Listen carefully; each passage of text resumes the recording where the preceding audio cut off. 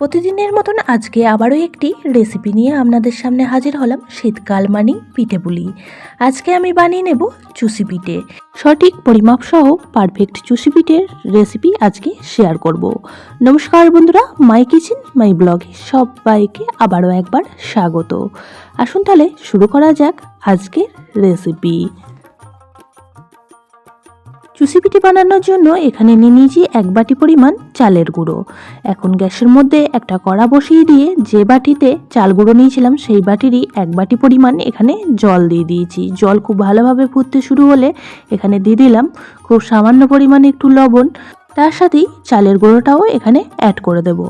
অবশ্যই করে জলটা যখন খুব ভালোভাবে ফুটবে তখন কিন্তু এই চালের গুঁড়োটা অ্যাড করবেন, তাহলে এই চুষিগুলি খুবই নরম তৈরি হবে আর খেতেও খুবই ভালো লাগবে। এখন গ্যাসের ফ্লেমটা একদমই লোতে করে দিয়ে একটা খুন্তির সাহায্যে খুব ভালো করে মিশিয়ে নেব। চালের গুঁড়োটা এইভাবেই খুন্তির সাহায্যে মেশাতে যখন এক জায়গায় ডলা পেকে যাবে তখনই বুঝে যাবে খুব সুন্দরভাবে মেশানোটা হয়ে গিয়েছে। তখন গ্যাসের ফ্লেমটা অফ করে দেব আর একটা থালার মধ্যে নামিয়ে নেব। এইভাবে যদি বানিয়ে নেওয়া হয় পারফেক্ট চুষি পিঠে একদমই রেডি হবে। এই পর্যায়ে গ্যাসের ফ্লেমটা অফ করে দিয়ে একটা থালার মধ্যে নামিয়ে হালকা একটু ঠান্ডা করে নিয়েছি।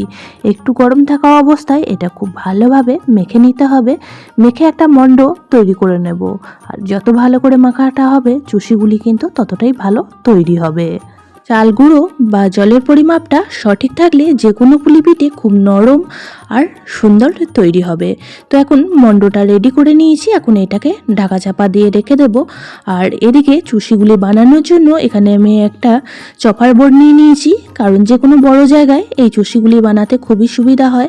এখন একটি লুচির লেচির মতন কিছুটা পরিমাণ কেটে নিয়ে ঠিক ছোট্ট ছোট্ট করে গোল গোল করে এইভাবেই শুকনো চালগুলির ওপরে একটু চাপ দিয়ে ঘুরিয়ে নিলেই কিন্তু খুব সুন্দরভাবে চুষিগুলি রেডি হয়ে যায়।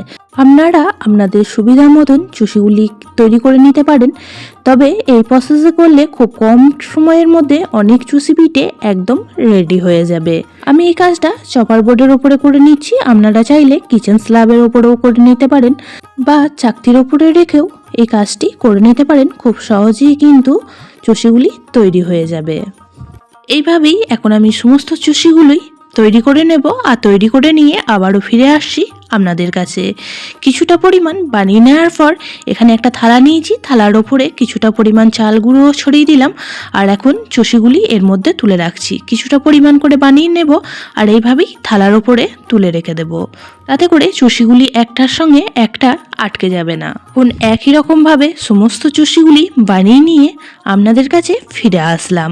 তো কত সুন্দরভাবে খুব কম সময়ের মধ্যে চুষিগুলি তৈরি করা হয়ে গিয়েছে। 1 বাটি পরিমাণ চালের গুঁড়ো দিয়ে কিন্তু অনেক চুষি পিঠে রেডি হয়ে গিয়েছে। আর এদিকে নিয়ে নিয়েছি খেজুর গুড়। এখন গুড়টাকে ভেঙে নিয়ে একটু ছোট ছোট করে পিস করে নেব। আর এদিকে গ্যাসের মধ্যে আমি আগে থেকেই 750 ml দুধ বসিয়ে দিয়েছিলাম। দুধটা ফুটে এখন অনেকটা পরিমাণই ঘন হয়ে গিয়েছে। চুষি বানানোর ক্ষেত্রে দুধ যতটা পরিমাণ ঘন হবে খেতে কিন্তু ততটাই বেশি ভালো লাগবে। তো এখন দুধটা আবারও বেশ কিছুক্ষণ সময় নিয়ে একটু ফুটিয়ে নেব।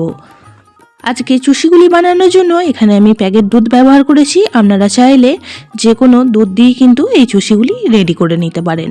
পুরনো বন্ধুরা সবসময় পাশে থেকে আমাকে এতটা সাপোর্ট করার জন্য অনেক অনেক ভালোবাসা। নতুন বন্ধুরা যারা চ্যানেলে ভিজিট করছেন, চ্যানেলটি এখনও পর্যন্ত সাবস্ক্রাইব করেননি তাদের কাছে অনুরোধ রইল চ্যানেলটি সাবস্ক্রাইব করে পাশের বেল আইকনটি অল করে দেবেন, তাহলে আমি যখনই কোনো ভিডিও দেব নোটিফিকেশন সবার আগে আপনাদের কাছে পৌঁছে যাবে।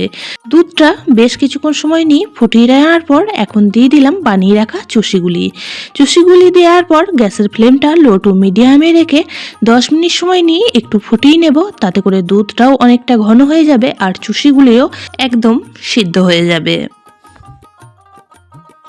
শীতকাল মানেই পিঠে পুলি, আর আমরা সকলেই পিঠে পুলি খেতে খুবই পছন্দ করি। তাই অবশ্যই করে একদিন এইভাবে বানিয়ে ফেলুন, খেতে কিন্তু খুবই ভালো লাগবে। 5 মিনিট সময় নিয়ে ফুটিয়ে নিয়েছি। এখন একটা খুন্তির সাহায্যে খুব ভালো করে একটু মিশিয়ে নিলাম। আর দেখে বোঝাই যাচ্ছে চষিগুলি কিন্তু ওপরে ভেসে উঠেছে, মানে চষিগুলি খুব সুন্দরভাবে সিদ্ধ হয়ে গিয়েছে। আর দুধটাও এই পর্যায়ে অনেকটা পরিমাণ ঘন হয়ে গিয়েছে। আপনাদের দেখিয়ে দিচ্ছি, চষিগুলি সিদ্ধ হলেই দেখেই বুঝতে পারবেন চষিগুলির কালারটা কিন্তু চেঞ্জ হয়ে যাবে। আর এই পর্যায়ে এবার আমি অ্যাড করে দেব খেজুর গুড়। তো গুড়টা আমি এখানে আগে থেকেই ভেঙে নিয়েছিলাম, আর সেই ভাঙা টুকরোগুলোই এখানে অ্যাড করে দিচ্ছি। তো প্রথমে কিছুটা পরিমাণ দেব, আর দেখে নেব মিষ্টির পরিমাণটা পরে লাগলে আর একটু অ্যাড করে দেব। আপনাদের হাতের কাছে খেজুর গুড় থাকলে অবশ্যই খেজুর গুড় দিয়ে বানিয়ে ফেলুন, তাতে করে খেতে তো খুবই ভালো লাগবে। আর খেজুর গুড় না থাকলে সেক্ষেত্রে কিন্তু এই চষি পিঠিগুলি চিনি দিয়েও বানিয়ে ফেলতে পারেন, তাতে করেও কিন্তু খেতে মন্দ লাগবে না। গ্যাসের ফ্লেম লোতে করে দিয়ে আরও কিছুক্ষণ সময় নিয়ে ফুটিয়ে নেব, তাতে করে গুড়টাও খুব সুন্দরভাবে গলে যাবে আর চুষিগুলিও একদমই পারফেক্টভাবে তৈরি হয়ে যাবে। তো গুড়টা আমার এখানে কম মনে হচ্ছিল, তাই আর একটু পরিমাণ এখানে গুড় দিয়ে দিয়েছি। খুব ভালো করে মিশিয়ে নেব। আর এই পর্যায়ে দুধটা যেহেতু অনেকটা ঘন হয়ে গিয়েছে, তাই খুন্তি করে মাঝে মধ্যে একটু করে নাড়াচাড়া করে দেব, তা না হলে নিচে থেকে লেগে যাওয়ার সম্ভাবনা থেকে যাবে।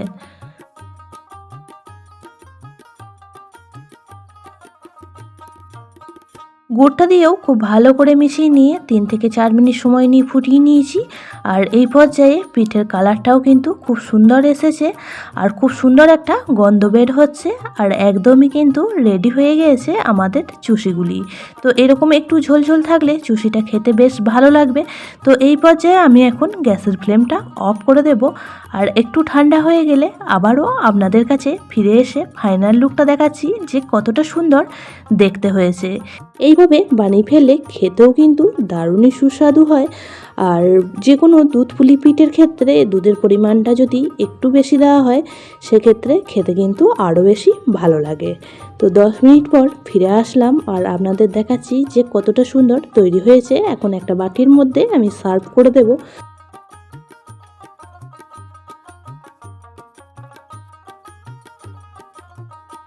আজকের রেসিপিটি আপনাদের কেমন লাগলো অবশ্যই কমেন্ট বক্সে জানাবেন। বেশি ভালো লেগে থাকলে একটা শেয়ার করার অনুরোধ রইল। সবাই খুব ভালো থাকবেন, সুস্থ থাকবেন।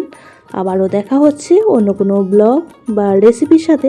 ততক্ষণের জন্য সবাইকে টাটা।